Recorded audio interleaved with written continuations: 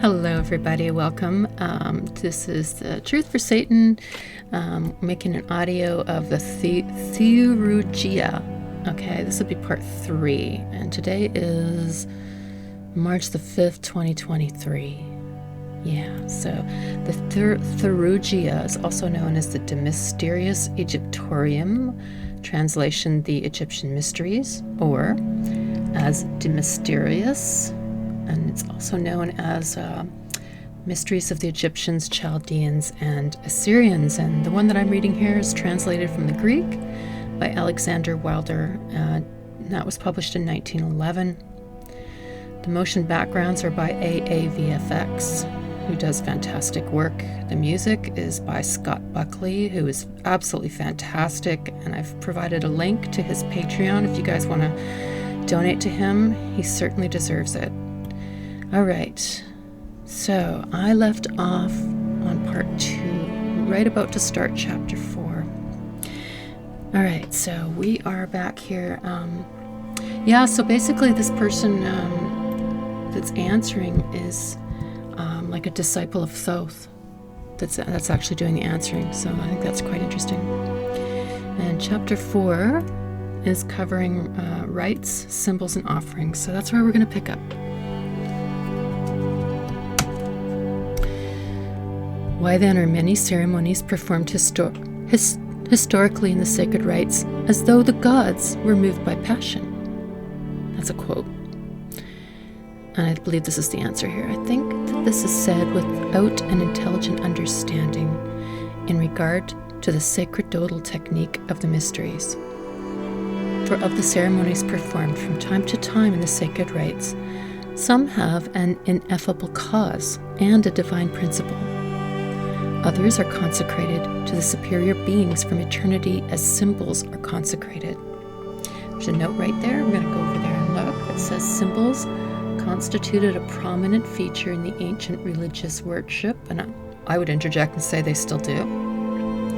Symbols are still highly used. Just look at all the logos for corporations, okay? So that stuff is still definitely in use. The notes go on to say they were undoubtedly to a large extent fetishes, there being a measure of the essence and operation of the deity supposed to exist in them. The Egyptian, and indeed the whole Oriental worship, consisted of them, and even at the present time, there's no ritual that is without them.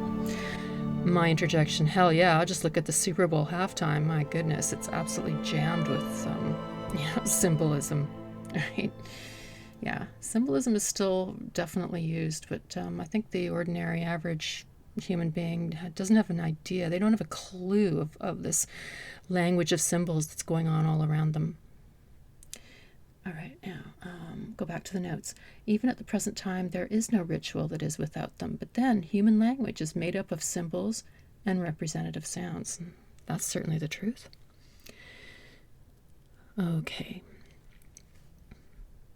Others are consecrated to the superior beings from eternity as symbols are consecrated. Others preserve some other image, just as nature, the supreme genitrix, also from invisible concepts, molds visible semblances. Others are brought forward from some motive of veneration. And there's a note there. It says, this is distinctly denied in part 5, chapter 6. All right. Or, continuing, they are endeavors at figurative representation or some concept of a family relationship. Some prepare us for something that's useful or in some way purify and free our human passions or turn away some of the evils that may be impending over us. Yet it may not be admitted that any part of the holy observance is performed to the gods or demons as to impressionable beings. For the essence, which is subjectively everlasting and incorporeal, is not of a nature to permit any change from the bodies offered at the rites. Not even though it be admitted that it has use especially of such a kind, would it ever need it from human beings in a religious service of this kind. It is supplied from itself, and from the nature or feminine principle of the world, and from the abundance which is in the genesis or generative energy. And if it is permissible to say this likewise, It receives a sufficiency before it can be in any want through the unfailing complete supply of the world and its own ample abundance, and because all the superior races are fully supplied with the good things pertaining to them, respectively. Let there be, therefore, this general encouragement for us in regard to the worship of the uncontaminate races, that they are likewise affiliated by kindred relationship to the beings that are otherwise superior to us, and on this account the pure are attracted to the pure, and the impassive to the impassive. Following every point in its turn, we remark that the planting of phallic images, in quotes, is a special representing of the procreative power by conventional symbols, and that we regard this practice as an invocation to the generative energy of the universe. On this account, many of these images are consecrated in the spring. In my note, I got to interject there, like dancing the maypole. That's what that's really about. Okay? Going on here, when all the world is receiving from the gods the prolific force of the whole creation. So there's a note here. I'm going to go over it. It says the custom here described was universal in ancient times, and it's still found in parts of India. Its remains also exist in architecture and ornamentation, in the worship of the Asherah and Venus of Uruk, and of the Great Mother in Syria and Western Asia. The observances were carried to greater extremes. Let's see. It's been generally believed that the festivals and initiatory or perfective rites of different countries included the same feature, as indeed is here admitted. It should be borne in mind, however, before any hasty judgment, that the different faiths had their two sides, like the right or the left, and that worshippers regarded them and took part in them according to their inherent disposition. Thus, in India, there are the ascetic Siva worshippers and the Saktas to this day. In this way, the mysteries presented themes for the highest veneration, as well as phases that are esteemed as gross and lascivious. Every curious person, therefore, sees in them what he has eyes to see, and is often blind to the rest. That is so true. I think, however, continuing with what the teacher's saying, I think, however, that the immodest language to which you refer affords an illustration of the absence of moral virtues. There's a note here, I'll go back to it in a second. The absence of moral virtues in the realm of matter and the unseemly rudeness existing beforehand with the unformed elements that are to be organized. These being utterly destitute of orderly arrangement, are passionately eager for it, so to speak, to such a degree as they are conscious of the unbecoming condition of things around themselves. Hence again, perceiving from the speaking of vile utterances what is vile, they follow to the divine sources of the ideals and more beauties. Now there is something here, a note, and it says Greek, and then there's some stuff I can't pronounce. Good, beauty, moral, virtue, excellence.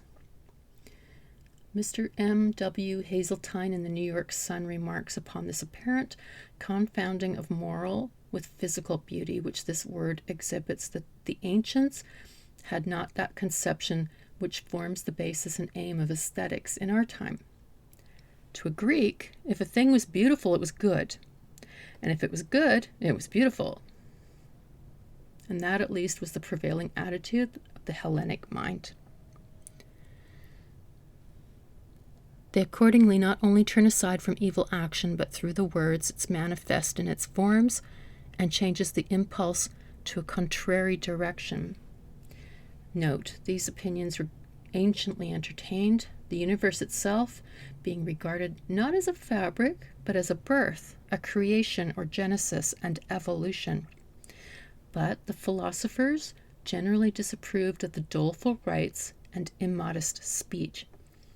Plutarch enumerates the various practices, such as the eating of raw flesh, the days of fasting and mourning for the slain divinity. And and the uttering of filthy and unseemly language. He explains that they were not in honor of the gods, but rather to avert, mollify, and appease the wrath of evil demons. The Emperor Julian, however, forbade the using of words that should not be spoken or heard. Back to the answer here. There is, however, still another reason of analogous character for these customs. The powers of the human passions that are in us, when they are barred on every side, become more vehement, but when they are brought into activity with moderation and reasonable measure, they are sufficiently delighted and satisfied, and becoming pure in consequence, are won over and set at rest.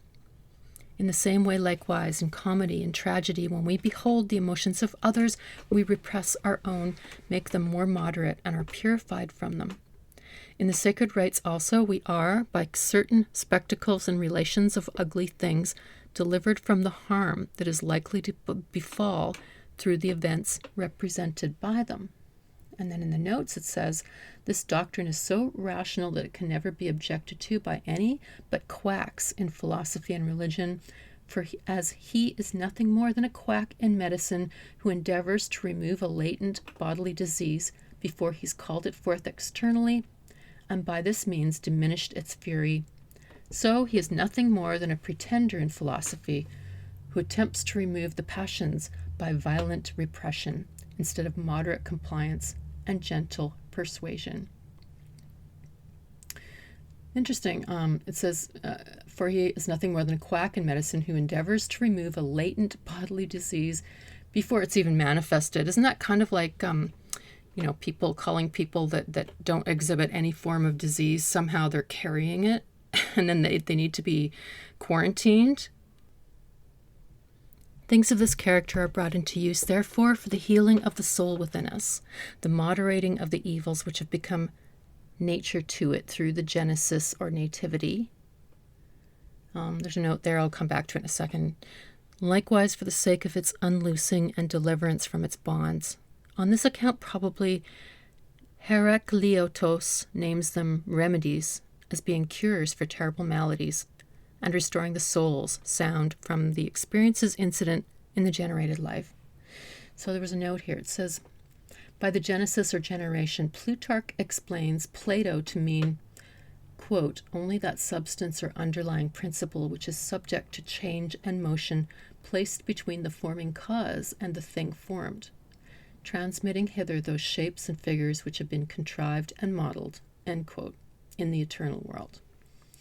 Hence, it means more than mere procreating. It's no less than transition from eternity, where the soul is native, into the region of time and space, where it is only a sojourner. Interesting. It says the Library of Alexandria bore the inscription of remedies for the soul.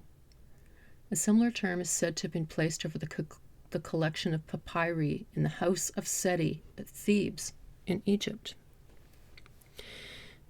But the objection, going back to the answer, but the objection is also made. The invocations are made as to gods that are impressionable beings, so that it is implied that not the daemons only are impressionable, but the gods likewise. This, however, is not as you have supposed, for the illumination present through the invocations is self-appearing and self-subsisting. It's also far removed from the being attracted downward, and goes forth into manifestation through the divine energy and perfection. And it excels voluntary choice and activity by so far as the divine purpose of the absolute goodness is superior to the deliberately chosen of life. By such a purpose, therefore, the gods, being gracious and propitious, give forth light abundantly to the Theurgists, both calling their souls upward into themselves, providing for them union to themselves in the chorus, and accustoming them, while they're still in the body, to hold themselves aloof from corporeal things, and likewise to be led up to their own eternal and noetic first cause. Okay, Plato describes this chorus in the Phaedros. Divine beauty was then splendid to the view, says he, when we, in company with Zeus and others with other gods, beheld together with the blessed chorus the divine spectacle, and were initiated into the perfective rites, which are rightly called most happy. Being ourselves entire and unaffected by the evils which await us in the aftertime, we took part in the orgaic drama, and having become both mystics and beholders, we beheld in the pure light apparitions that were complete, unique, calm, and felicitous, being ourselves pure from earthly contamination, and not encompassed in this investiture which we now call the body, and by which we are carried about, fastened like an oyster to a shell. Socrates, in his last discourse, remarks that while we live, we shall approach nearest to the superior knowledge, if we hold no partnership with the body except what absolute necessity requires, and do not permit ourselves to be tainted by its nature, but keep ourselves uncontaminated by it till God himself shall release us. This is what a later poet has portrayed as living above while in the world. The dramas or performances of the mystic or theurgic rites and their ulterior significance are here denoted. The experiences of the soul and its return to the eternal world as it enters into the conditions of worldly existence. The Egyptian Book of the Dead treats of the same matters. The histrionic scenes and ceremonies which were exhibited to the beholders of the rites. The Chaldean oracles reiterate this sentiment. The soul of articulate speaking men will in some way bring the gods into itself. Holding fellowship with nothing mortal, it is all intoxicated with God. From these performances, it's plain that what we are now discussing about is the safe return of the soul. For while contemplating the blessed spectacles, the soul reciprocates another life, is linked with another energy, and rightly viewing the matter, it seems to be not even a human, for the most blessed energy of the gods, if, indeed, the upward way, through the invocations, effects for the priests a purifying of the passions, a release from the condition of generated life, and likewise a union to the divine first cause. Why, indeed, does anyone impute to it any of the passion? For such invocation does not draw down beings that are impassive and pure to that which is susceptible and impure. On the contrary, it makes us, who had become impressionable through the generated life, pure and steadfast. So, yeah, when you're invocating these energies, I guess, you're trying to draw that stuff down into yourself.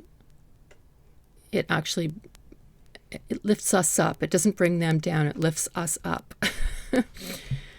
Okay. On the other hand, even the favorable inclinations do not bring the priests into union with the gods through a passive condition, but they open the way for an indissoluble communion through the attraction that binds the universe together. It is by no means, as the term seems to imply, an inclining of the mind of the gods to human beings. On the contrary, as the truth itself will teach, the adopting of the human intelligence to the participating of the gods, leading it upward to them, and bringing it into accord through persuasive harmonies. Hence, both the reverend names of the gods and the other divine symbols, being of an elevating tendency, are able to connect the invocation with the gods.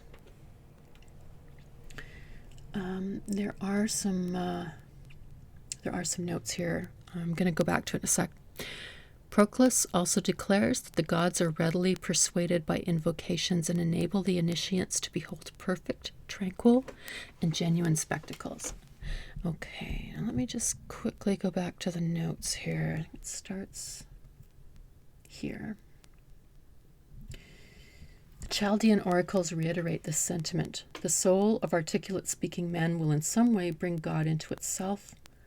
holding fellowship with nothing mortal, it is all intoxicated with gods. This is explained by the Hierophant in Moore's romance, the Epicurean. The aim of the initiation and blessed spectacle is thus set forth, to retrieve the ruin of the blessed soul, to clear away from around her the clouds of earth, and, restoring her lost wings, facilitate her return to heaven. Such is the great task of our religion, and such the triumph of those divine mysteries in whose innermost depths the life and essence of our holy religion is treasured. The names of the gods in the ancient Scythic and Euphratean languages were believed to possess some inherent virtue as well as charm. Hence the oracle gives the injunction, never change the barbarous names, for among them are terms God-given that have ineffable virtue in sacred rites.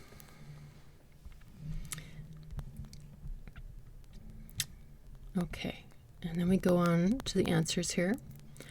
Now we're talking about the propitiatory rites. What is more, the propitiations of anger will be plain enough if we learn thoroughly what the anger of the gods really is. It certainly is not, as some imagine, an inveterate and persistent rage. On the contrary, so far as the matter relates to the gods, it is a turning away from their beneficent guardianship. We ourselves turn away from this just as we bring darkness upon ourselves by shutting away the light at noonday, and so rob ourselves of the priceless gifts of the gods. Hence, the propitiation can turn us to the participation of the superior nature, lead us to the guardian fellowship of the gods which we had cast from us, and bind to each other harmoniously both those participating and the essences participated in. Hence so far is it from accomplishing its particular work through a passive condition that it leads us to desist from any passionate and disorderly turning away from the gods. Nevertheless, because evil is present in the regions of the earth. Note, Plato says it is necessary that there should be always something opposed to God, and it cannot be seated among the gods, but of necessity hovers around this mortal nature and this region of earth. The expiatory sacrifices act as a remedy and prepare us so that no change or any passive condition may occur with reference to us. Hence, whether it is through the gods or demons that a result of this kind takes place, it appeals to them as helpers, averters of evil, and as saviors, and through them turns away every harm that may be liable to follow from what has occurred. Let it be understood that those superior powers that turn away the blows incident to the realm of nativity and nature are not preventing them in any way through passive conditions. Indeed, if anyone has imagined that the intercepting of the protecting influence may bring on some chance injury, the endeavor at persuading of the superior races through the expiatory sacrifices, recalling them to their generosity, and taking away the sense of privation, may be in every respect pure and unchangeable.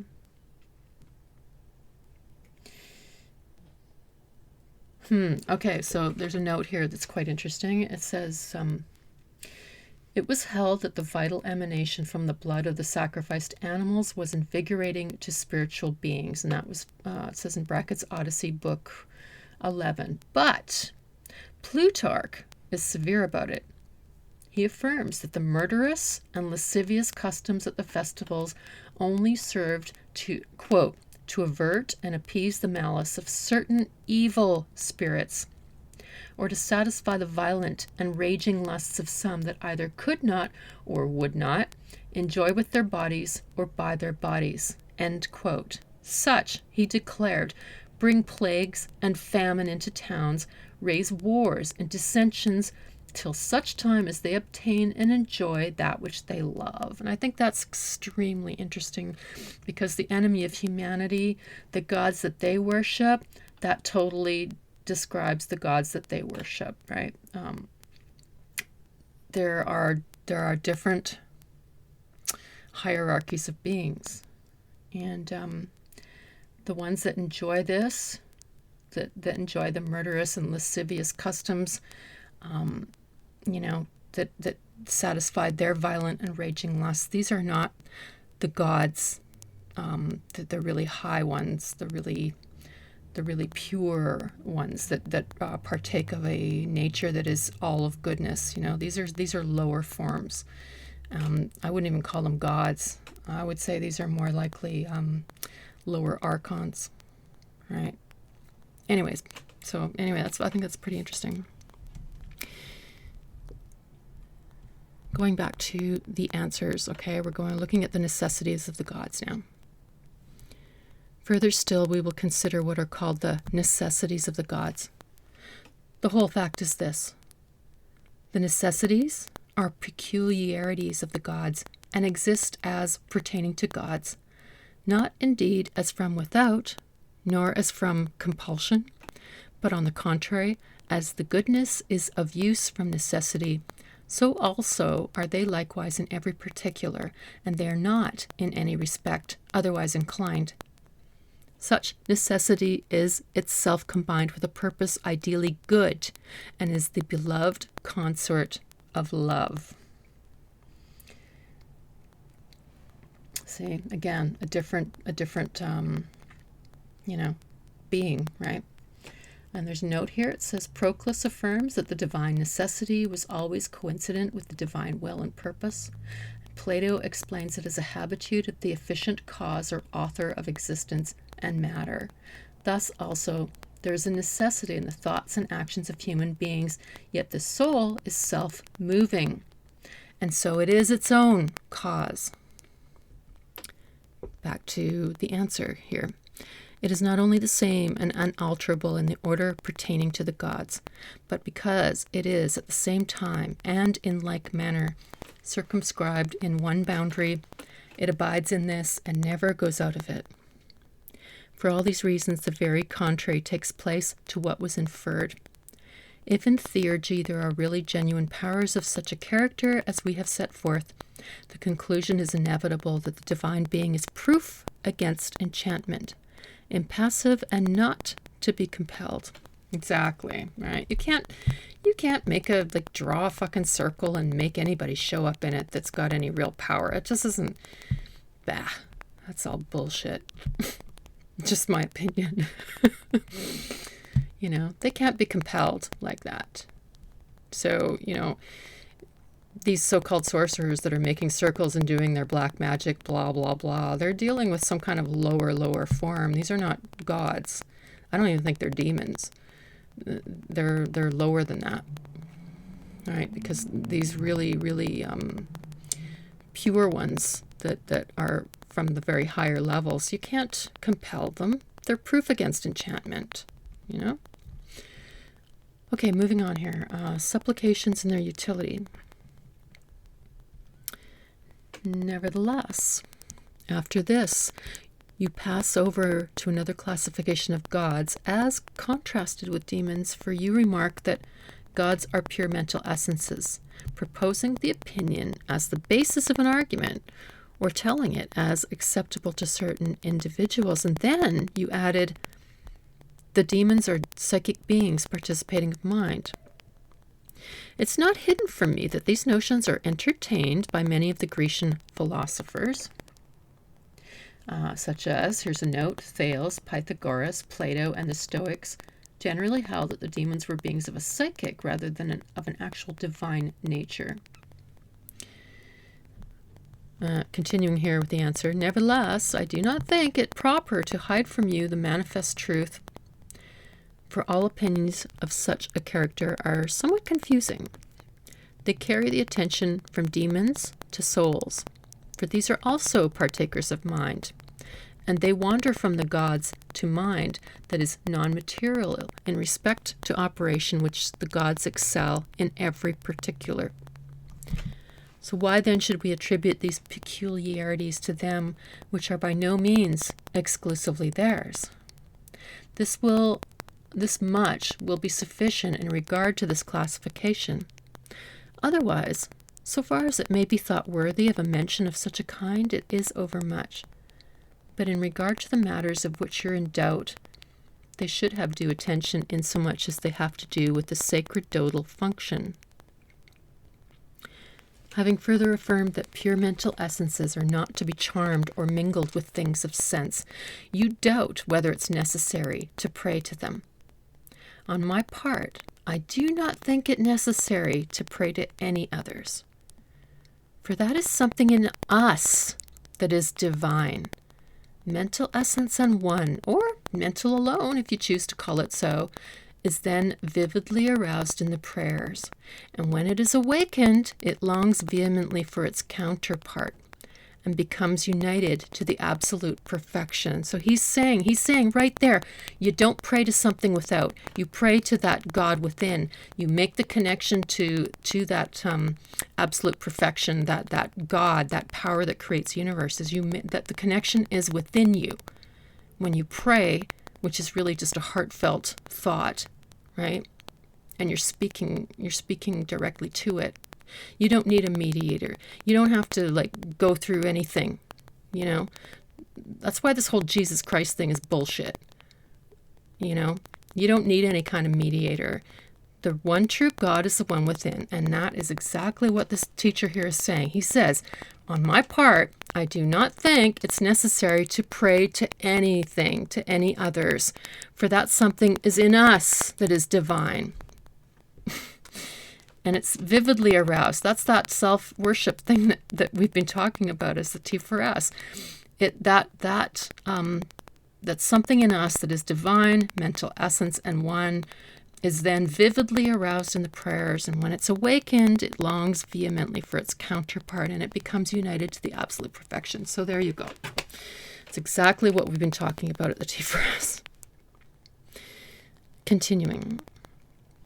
If, however, it appears incredible to you that an incorporeal being hears a voice in any way, and that there is a need of a special sense and of ears in order that the things uttered by us in prayers can be heard, you are voluntarily forgetting the superior power of the primary cause, both in the perceiving of all things and the encompassing or understanding of them at once in themselves. That is so true. I have said this over and over to people. If you just talk, if you just send out a heartfelt, thought, which some would call a prayer, and you send it out to that divinity, whatever it is that you conceive it to be, it's going to hear you. And that's why I've always said, talk to Satan. When you talk to Satan, he said, there is no place in the universe that does not know my presence, right? He can hear you. So here's this guy telling this other person exactly what we've been talking about too, right? So, this to me is, I just take this as confirmation, Anyway, he goes on, the gods certainly do not receive the prayers in themselves through faculties of sense or through organs, but they encompass in themselves the full purport and energy of the utterances, and especially of those which happen through the sacred rites to have been established and brought into one with the gods. For then the divine essence itself is simply present to itself, and does not share the conceptions in the prayers as distinct from itself. Totally makes sense to me. But you affirm that the supplications which are offered are entirely foreign to the purity of mental substances. Not at all, for it is on this very account, because we are excelled by the gods in power, purity, and everything, that it is most opportune to supplicate them, even with exaggeration of speech. If we are judged by being compared to the gods, the consciousness of our own nothingness causes us to betake ourselves to supplication. So what he's saying right there is that, there is this inherent thing inside of us as human beings that we do want to worship, right? The consciousness of our own nothingness causes us to betake ourselves to supplication, and we are led from that supplication to the object of supplication. And from the familiar intercourse, we acquire a similarity to it. And from imperfection, we quietly receive the divine perfection. Totally makes sense. He's totally talking sense. Yeah. Amazing. If, however, it's conceived that the sacerdotal supplications are inspired into human beings as from the gods themselves, that they are symbols or tokens of the very gods and are recognized by the gods alone, and have likewise after a certain manner the same power with the gods, how may it be justly supposed that supplication of this kind is still a matter of the physical senses, but not divine and of the higher intelligence, or what may in any likelihood insinuate itself into it, when the most excellent human morals cannot easily be made pure? But it is remarked by thee, the things that are offered as to sensitive and psychic natures, end quote. If indeed they consisted of corporeal and composite powers alone, or of such as pertained merely to the service of the physical organism, you would be correct. But since the offerings partake also of incorporeal ideals, special discourses, and simpler meters, the peculiar affinity of the offerings is not to be considered from this point alone. And if any kindred relationship, near or far away, or any resemblance is present, it is sufficient for the union about which we are now discoursing. For there is not anything which is in the least degree akin to the gods, with which the gods are not immediately present and conjoined. It is not then as to sensitive or psychic, but actually to divine ideals and to the gods themselves that the intimate union is effected so far as may be. Hence we have spoken sufficiently in opposition to this classification. I think that is really, really interesting. And it makes me think of quantum physics, right? And the fact that neurons mirror one another, and that it's like there's no time. Spooky action at a distance, right? A neuron flashes here in your head, and it is immediately reflected in Tau Ceti somewhere in another galaxy, These things are all connected. There's an interconnectedness.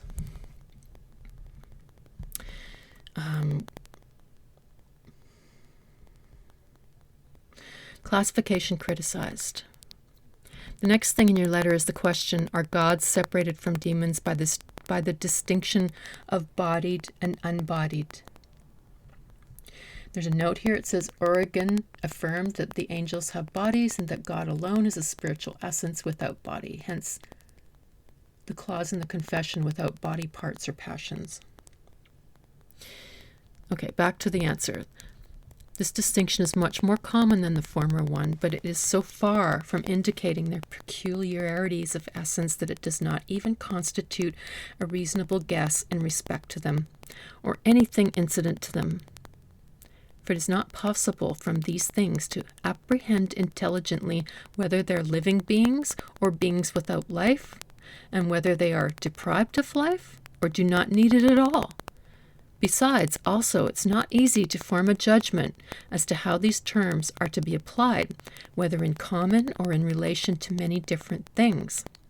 If they are to be applied in common, if both a piece of writing and a period of time, a god and demons likewise, and also fire and water are under the same class as being incorporeal, the distinction is absurd. If, however, they are employed with reference to the chief differences, why, then, you speak of incorporeal things? Do you indicate gods rather than tokens? Or when you say body, why should it not be taken to mean the earth rather than demons? For this point is not itself defined, whether they have bodies as a part of themselves, or are carried by bodies as like a vehicle, or make use of them on occasion, or encompass them, or are merely identical with a body. Perhaps, however, it's not necessary to scrutinize this distinction critically, for you do not put it forward as your own concept, but on the contrary, you display it as the conjecture of others. The gods of the sky, not corporeal. We will therefore take up in place of this subject the matter in relation to the present opinion, about which you seem to be in doubt, for you have proposed the question, quote, if only the gods are incorporeal, how shall the sun, the moon, and the luminaries visible in the sky be accounted as gods? And we reply that they are not encompassed by the bodies, but that on the contrary, they encompass the bodies with their own divine lives and energies. Also, that they are not converted to the body, but possess the body, which has been converted to the divine cause, and that the body does not interfere with their spiritual and incorporeal completeness, nor occasion any obstacle to it while intervening. Hence it does not even require more attention, but follows, after a manner, spontaneously and by its own motion, not needing a self-operating superintendence, but urging on by itself uniformly by the leading of the gods upwards toward the one. He's talking about the, I keep saying the source field, but that's not really it. It's a 0-point energy field. That's what it would be in quantum physics, where everything is on the threshold of becoming. Yeah, it's pretty interesting stuff. He's actually talking about some quantum physics here.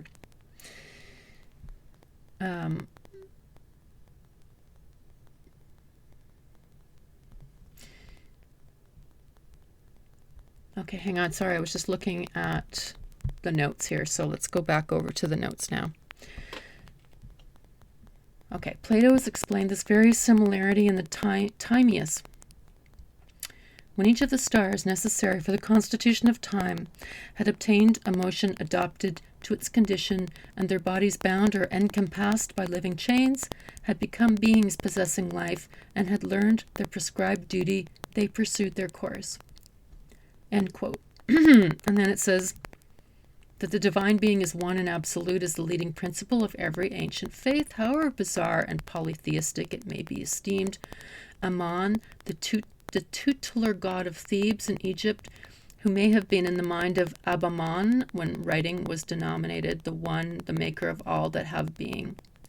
The mysteries of Serapis were favored by Iamblichus, and the rites of Mithras by Porphyria. Sorry, I'm having a hard time pronouncing that.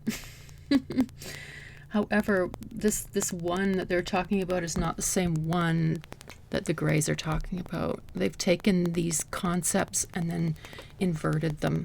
So I just wanted to clarify that. All right, so I'm going to just continue a little bit further here. It says, now I'm going back to what this person is answering, okay? If, however, it's necessary, we will say this, the body of the divine guardian of the star in the sky, so the body in the sky is very closely akin to the incorporeal essence of the gods. For the essence being one, the other is unique. That being undifferentiable, this is undivided. That being unchangeable, this is in like manner unchanged. But if even it's taken for granted the energies of the gods are after one ideal, the divine one in the sky has also a single orbit. Nevertheless, it also imitates their sameness in respect or a perpetual activity constantly in the same manner by the same impulses according to one law and one order of arrangement, and also the life of the gods, which is the life natural to the bodies in the ether. Hence, their body is not constituted of incongruous and different elements in the way that our body is composed.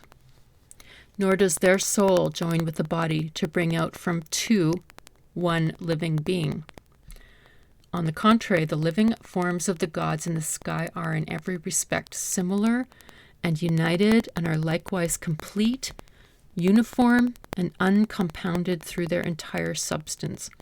For the superior divinities are always excelling in these respects, and the lesser ones, being dependent upon the rule of those that are prior and never obtaining this rule for themselves, the whole are brought into one joint arrangement and one common activity, and are all of them in a manner incorporeal and wholly divine. Hence, wherefore the divine ideal predominates in them, and implants through them all everywhere the same universal essence. So, therefore, the gods that are visible in the sky are likewise all of them, in a certain sense, incorporeal. Very interesting. The gods in the sky, not malignant. Your next question raises a difficulty in another form. Quote, how is it that some of these gods are givers of good and others bring evil? This conjecture is taken from the casters of nativities, but it falls short of actual fact in every particular. For they all are not only good, but in like manner also the causes and authors of benefits, and they likewise all revolve in their orbits with reference simply to the one God, according to the beautiful and good alone.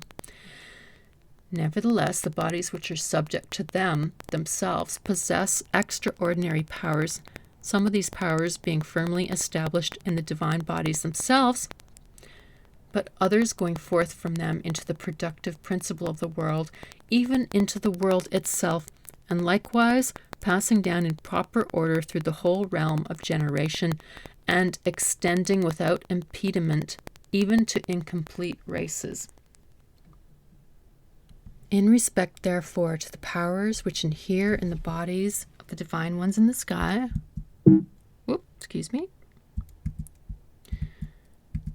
am just trying to adjust this a little bit. Okay, sorry about that. In respect, therefore, to the powers which inhere in the bodies of the divine ones in the sky, there is no doubt that they are all similar.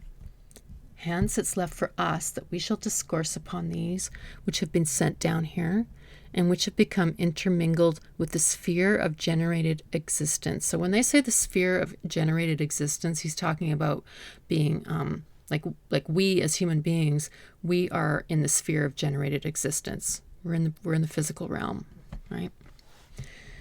They extend in the same way preservation of the universe, and encompass the whole realm of generated existence after the same manner. They are both impassive and unchangeable, although they are present in the changeable and passive. The realm of generated existence, being of many kinds and constituted of things diverse in character, contends against the oneness and indivisible essence of the gods with its own contrary and factious, can't pronounce that, spelled F-A-C-T-I-O-U-S, nature, discordantly and factiously. But it admits the impassive essence after the passive manner, and in short, it participates of them according to its peculiar nature, and not according to their power. As, therefore, that which comes into existence partakes of real being, as by heredity, and the body receives the incorporeal essence after a corporeal manner, so likewise the natural and material bodies in the realm of generated existence, it may be participate in a disorderly and discordant manner of the non-material and aetherial bodies, which are above the realms of nature and generated existence. They are absurd, therefore, who attribute color, figure, and the sense of feeling to mental forms, because those that participate of them are of such a kind. And so are they also who impute malignity to the bodies in the sky, because their participants are sometimes bad. For unless the one who is participating had some such aberration from the beginning, there would be no such communication. But if that which is imparted is received as being foreign and immaterial, it may perhaps become as something different. And to those belonging about the earth, it is evil and disorderly. This participation, therefore, and the commingling of aura of the realm of matter with that of the non-material realm becomes a cause of much essential diversity in the inferior races, that would be us, and besides these, that which is given forth in one way is received after another. Thus, for example, the aura of Kronos, Seb, is dense, but that of Aries, Mandu, is impulsive. Yet the passive generative receptacle in those belonging in the realm of matter receives the former according to its consolidation and coolness, but the latter according to the warmth beyond the usual condition. Hence do not corrupting influence and the disproportionateness come through the deviation of the recipients, which is productive of inharmoniousness pertaining to the realm of matter and impressionable. Hence the feebleness. Incident to regions in the realm of matter and earthly existence not being capable of the genuine power and absolutely pure life of the divine ones of the ethereal region, refers its own condition to the primary causes, just as though a person distempered in body and not able to endure the life-giving warmth of the sun should have the audacity to affirm from his own condition the falsehood that the sun is of no benefit to health or life. Something of this kind, however, may be the case in the general order and constitution of the universe, as the same things may be the means of safety to the universe and to everyone through the completeness, both of the things that are possible and those by which they are possible, but are harmful to the imperfect through their specific lack of harmony. Likewise, in the motion of the universe, the revolutions in like manner maintain order in every respect, but some one of the parts is injured now and then by another, as we see occurring in a dance. To repeat the statement once more, it is the natural tendency of partial and incomplete things to decompose and undergo change. It is not proper, however, to attribute this peculiarity to the universal and primary causes, either as being inherent in them or as extending from them into this lower region. Hence, from considerations of such a nature, it's demonstrated that neither the gods, in brackets, of the planets, in the sky themselves, nor their gifts bring evil. There's a note here. It says it would be easy to imagine this as happening in the case of the 100 or more asteroids that exist in the space between the orbits of the planets Mars and Jupiter, or of the comets that so often come rushing through space. The gods have one common essence. Come then, the teacher says, let us dispose of that question also. What is the bond of union that connects the divinities in the sky that have bodies with the gods that are unbodied? This also is clear from what has been said already. For though as being incorporeal, intelligent, and united, they ride upon the celestial spheres as they have their origins in the realm of mind. It's the concept of the intelligent universe. That's my note. There is an intelligence that is like a vast spider web that underlies everything that we perceive as the physical universe, and from which the physical universe springs, and it is an intelligence. Yeah, it's intelligent. So yeah, everything comes from mind first, right?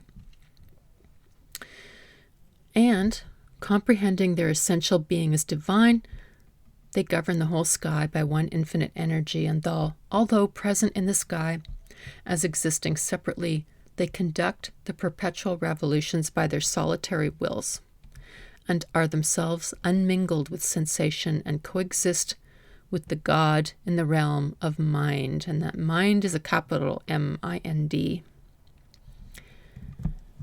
It is proper, nevertheless, to examine the present question thoroughly. I state the proposition accordingly that the images of the gods which are visible in the sky are from the divine models in the realm of mind and are engendered around them. And there's a note here. It says, Damaskios remarks that the divine intelligence which encompasses all things after the manner of models brings them forth from itself as likenesses. Okay? So going back to what this person is answering. And having come into existence, they are established in these absolutely. That is, all are brought back to their source and rooted in their cause. And being extended to them, they have the likeness which has been produced from them. They are likewise wrought into another arrangement after a different manner. They are held here in connection with those models in one stable union, and the divine spiritual forms, which are present with the visible bodies of the gods, exist separately before them. But their noetic models, unmingled and super-celestial, remain permanently by themselves, all as one in their everlasting exaltation. There is therefore the common indissoluble bond with reference to spiritual energies, but there is one also in the common participations of forms, since nothing separates these, and there is nothing intervening between them. Besides, the non-material and incorporeal essence, being neither parted by spaces nor by subject bodies, nor marked off by delineations into separate parts, comes together at once and coalesces into an absolute identity. The issuing forth of all from the one, the returning again into the one. He's talking again, like I said, it's the 0-point energy field is what I'm certain that that's what he's talking about here. When they say the one, it's not the same one that the Greys are talking about. Gets a little complicated. And the absolute rule of one in everything affects the communion of the gods themselves in the cosmic world with those that pre-exist in the realm of mind. See, the thing is that we're all individuals, right? And each of us has our own individual to that source field or that 0-point energy field upon which everything that is physical in this universe springs from. And so in that sense, we are all gods.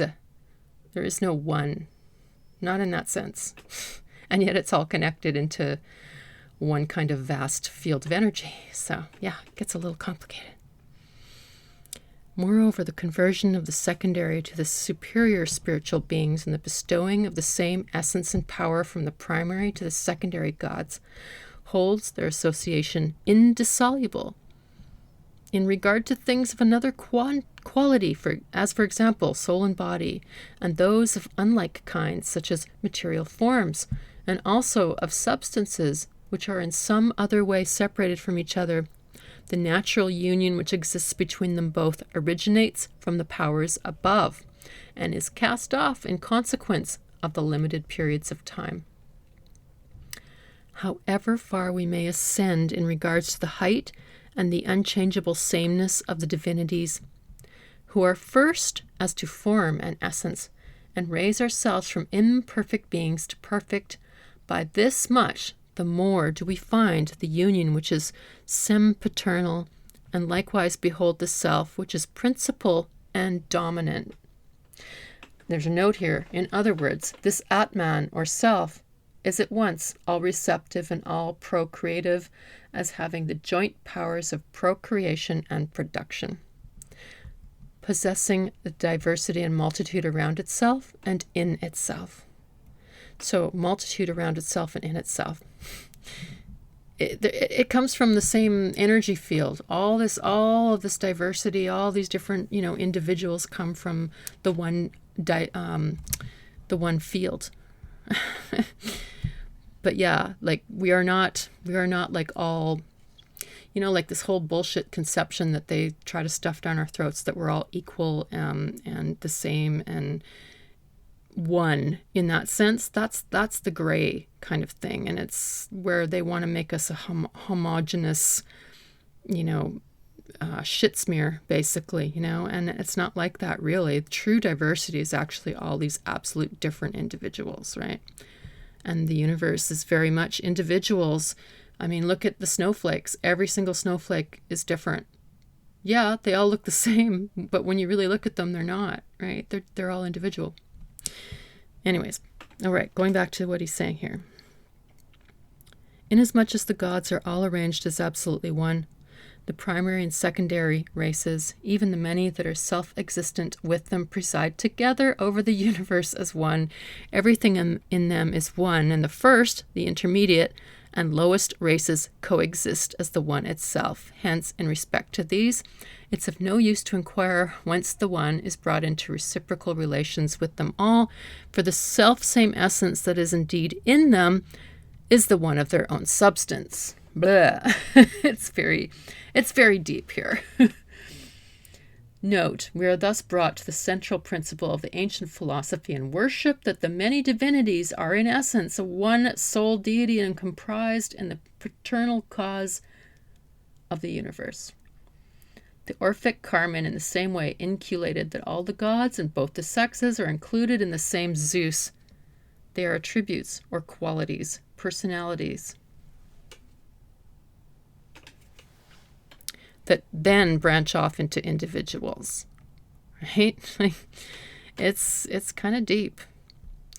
Hence, in respect to these, it is of no use to inquire whence the one is brought into reciprocal relations with them all, for the self-same essence that is indeed in them is the one of their own substance. The secondary races are not only remain together in the unity of the primary divinities, but the primary gods bestow upon the secondary races that oneness from themselves, and they all maintain a common bond of an indissoluble relationship to one another. From the same cause, moreover, the gods that are entirely incorporeal are united with the gods, in brackets, in the sky, that have bodies and are perceptible to the senses, for the gods that are visible are really outside of bodies, and therefore are in the world of mind. And those of the world of mind, through their unconditioned unity, encompass the visible divinities within their own substance, and both are established by a common union and a single energy. In like manner also, this is characteristic of the cause and arrangement of the gods, and for this reason, this very oneness of them all extends from above to the very last in the order of divine beings. Suppose, however, that this seems to be a statement to be doubted, the contrary supposition, there's nothing of the kind, would be a matter of wonderment. So much may be declared in regard to the bond that unites the gods that are established in a manner perceptible to the senses with the gods of the world of mind. Everything starts from this 0-point energy field, the source field, whatever you want to call it, right?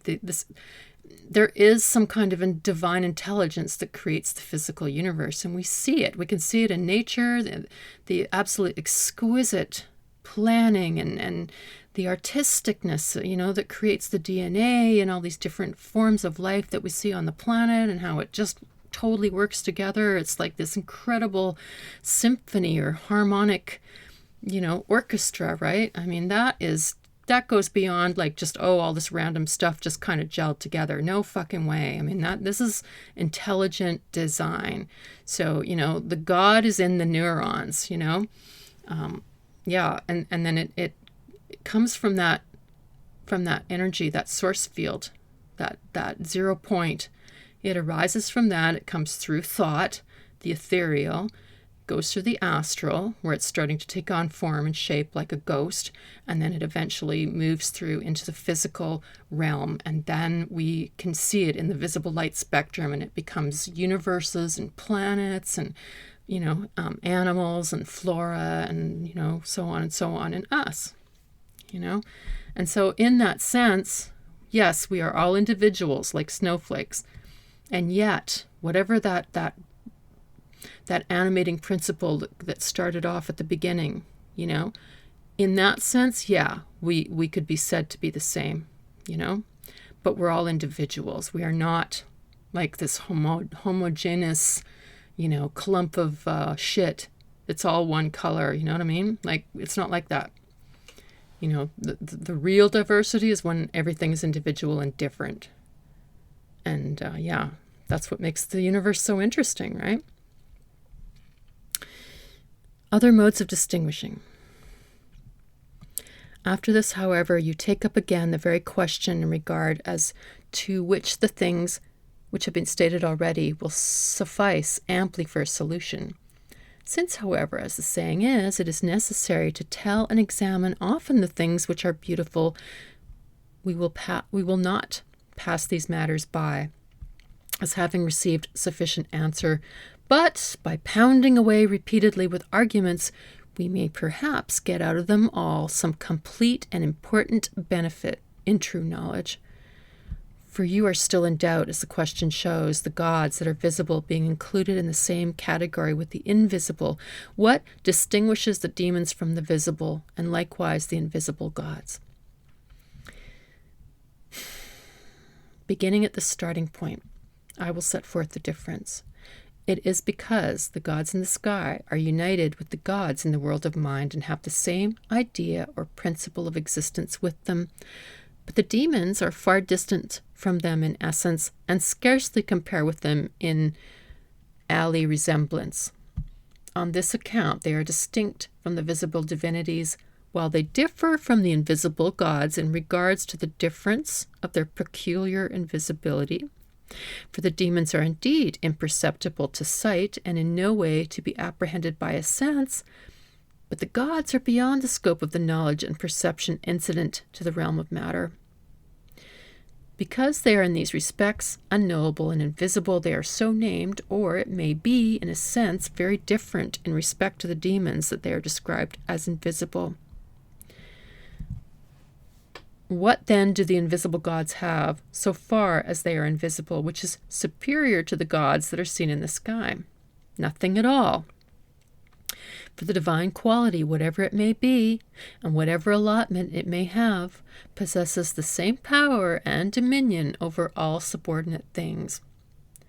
Even if they were visible, they would not be subordinate to the invisible demons. And though they were to belong to the earth, they would reign over the demons of the air. For neither the place nor the part of the world that may receive it makes any change in the supreme authority of the gods, but the entire essence of the gods, indivisible and unchangeable, which all the inferior races in the order of nature revere in like manner, remains the same everywhere. Setting out from the same point of beginning, we also find another difference between them. For the visible and invisible gods concentrate in themselves the whole government of existing affairs, both in regards to the sky and the world, and in relation to the entire invisible forces of the universe. But those that are allotted to authority among the demons, extending it over certain prescribed regions of the world, govern these, and themselves likewise have an incomplete form of essence and power. They are even in some manner akin and inseparable from those that are governed by them. The gods, however, even those that go upon bodies as their vehicles, are separated and diverse from these in all respects. Hence, the supervising of the bodies brings no specific lessening of rank to those to whom the body is subject. It is encompassed by the superior essence, and is turned back to it, and is no obstacle to it. But on the other hand, the close affiliation to the generative nature, when they say generative nature, they're talking about the source field, that 0-point energy field, generative nature, and the imperfection ensuing by it give the demons necessarily an inferior destiny. In short, the divine race is predominant and takes precedence in the general arrangement among existing things. My note, physical things, existing. But the demonian order is ministrant, receiving whatever directions the gods give and responding promptly by their own efforts in regard to whatever the gods contemplate, will, and command.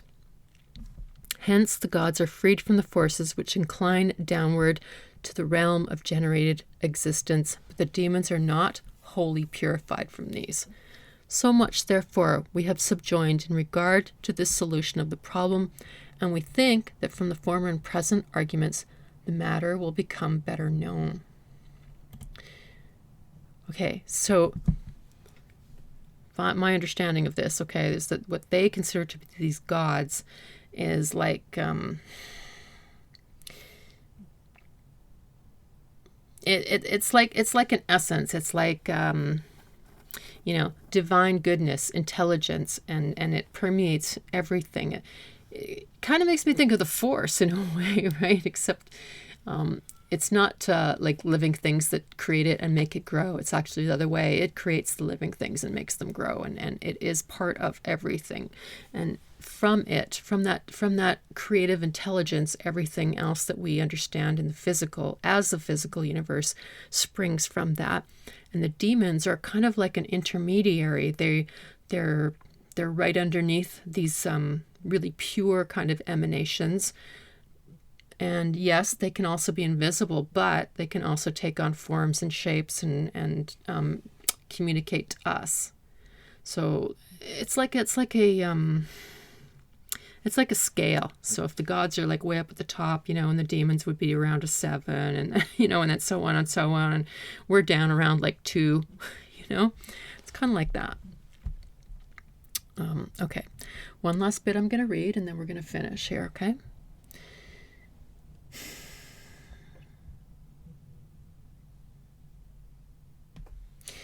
Classification rejected, it says.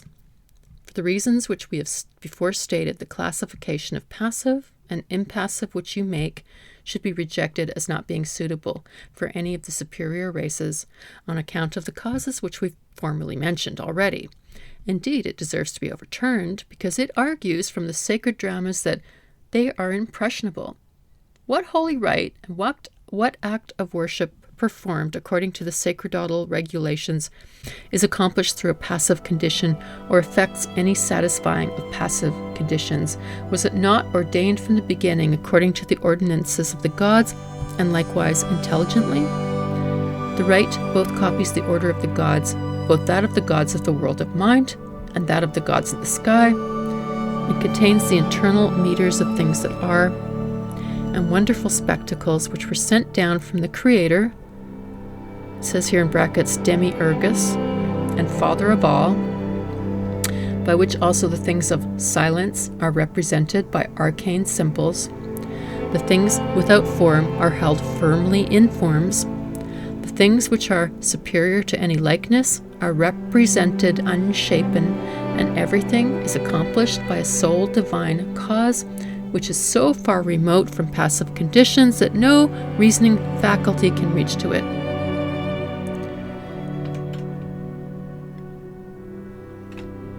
This fact, therefore, I suppose, becomes the cause why many turn away to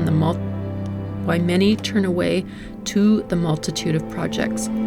For men who are unable to acquire the deeper knowledge of the reasonings themselves, yet who imagine themselves able, are entirely carried away by their own peculiar human emotions, and form their judgment of matters relating to the gods from things incident to themselves. Hence, they err in 2 ways. Because they fail of the true concept of divine things, and because, when they miss these, they drag their notions of these down to the level of human emotions themselves. Nevertheless, it ought not to be supposed that the things which are performed alike to gods and human beings, such as acts of homage, salutations, offerings, first fruits, are to be regarded as after the same plan of action in both cases, but that each is established apart from the other with regard to the distinction of being more honorable. The one venerated as being for the gods, and the other held in low esteem as relating to human concerns. Thus is given a completeness to passive conditions, both of those doing homage and those to whom it is rendered, for they are human and of a corporeal nature. But honor is to be bestowed unstintingly upon the operation of the others, as being performed through unchanging admiration and a reverent condition of mind, because they are rendered to the gods. Right. And that concludes part 3 of the Theurgia, also known as the De Mysteriis Aegyptiorum, Egyptian Mysteries, or as De Mysteriis, and also known as On the Mysteries of the Egyptians, Chaldeans, and Assyrians. Again, this was published in 1911. And hope that you're enjoying it. Hope you're getting something out of it and learning some stuff. And we'll see you back here again pretty soon for part 4. Thanks for listening. Thanks for being here. And you guys have a terrific day. And we'll see you soon. Bye for now. Bye, guys.